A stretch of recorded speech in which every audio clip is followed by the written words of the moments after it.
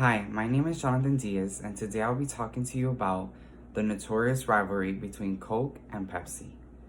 Now, when we go to any family event, a party, a gathering, usually there's soda. And depending on the group of people, you'll either have a cooler completely full of Coke or a cooler completely full of Pepsi. Some people have both.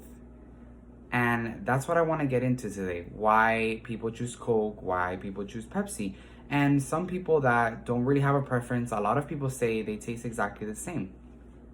So let's talk about that. Basically, most people's opinion on Pepsi is that it's sweeter than Coke. Pepsi has a sweeter taste, and Coke just has like that more fizzier taste. It gives you more of a kick. Personally, that's why I like Coke better, because it gives you that kick and it's not so sweet, and it's something you can drink with your food. It'll wash it down. Instead, Pepsi for me doesn't do it, but that's my personal opinion. There are also other reasons why we unconsciously choose Pepsi over Coke or Coke over Pepsi, and I'm going to talk about that today. Most people have a preference between Coke and Pepsi because it's an aesthetic. Usually their preference is aesthetically biased, not on the flavor. So this has a lot to do with psychology, and that ties into a recent experiment made called the Pepsi paradox, where the scientist Lone Frank made people do a taste test with Pepsi and Coke, and they were blindfolded. And these people they had two cups. One was full of Coke, one was full of Pepsi, and they had to take both cups. They had no idea which one was which. And before the study was done, they asked these people a question: which do you prefer, Coke or Pepsi? Majority of the people said Coke, but once the taste test was done and over with, they had picked the cup that contained the Pepsi and not the Coke. So it has a lot to do with psychology, and it tunes in a lot into what psychologists call the placebo effects. And that's really important. Back in the 70s and 80s, Coke and Pepsi, were around. They were the two biggest sodas in America. And at that time, surprisingly, Pepsi was more popular than Coke was. Coke was up there, but it's kind of like the dynamic that we have now, where both are very popular, but one kind of always outshines the other in popularity. And back then, Pepsi was the winning candidate. Always people loved Pepsi. It was, the basic soda pop. People loved the sweetness.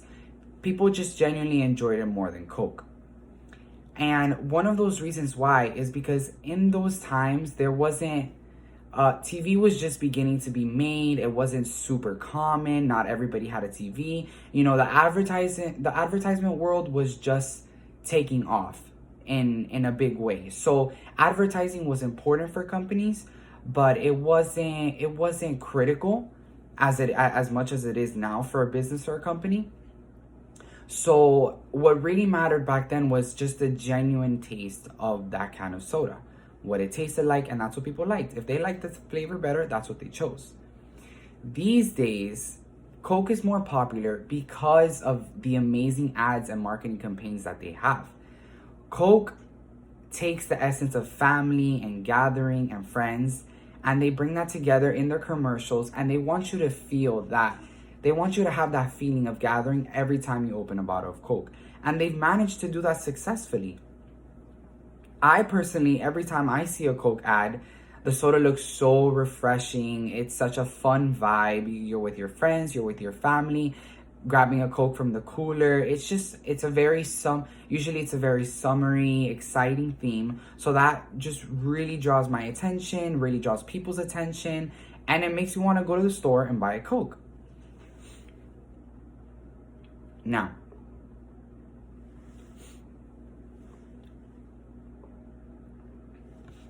as time has passed, Coke has maintained an impressive track record when it comes to ads and marketing campaigns, like I just said.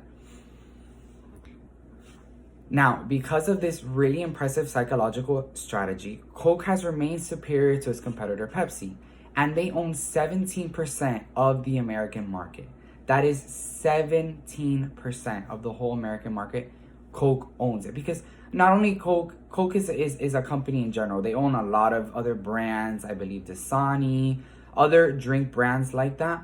Obviously, Coke is the largest, but Coke has gotten so far up in the ladder that it has obviously surpassed Pepsi, and it owns 17% of the market. The unfortunate thing about the situation is Pepsi is kind of stuck in an unfortunate underdog loop. You know, they're kind of that team that's always coming in second place, no matter how hard they try, no matter how much work they put in. There's always, you know, that one biased judge, and that being in this situation, the biased judge is us, the consumers, because sometimes, honestly, Pepsi and Coke taste really damn similar. Like, really. And if right now you gave me a cup of Coke and a cup of Pepsi and you didn't tell me which is which, I probably wouldn't be able to tell you the difference between the two. So what it comes down to is that Pepsi just kind of stuck in that second place underdog stigma. And it's hard to break loose because, you know, since this has so much to do with psychology and the human mind, people don't really like change. So once they get accustomed and they like something, for example, Coke, they like the vibe, they like the aesthetic that it brings. That's what they stick with. They don't want to change to Pepsi. They're scared of change, etc. Whatever it might be, they have become accustomed to that vibe. And that pretty much wraps it up on the Coke versus Pepsi situation. You know, it has a lot to do with psychology, a lot to do with the human mind. And wow, does Coke have good ads that make you want to buy their soda. Thank you for watching.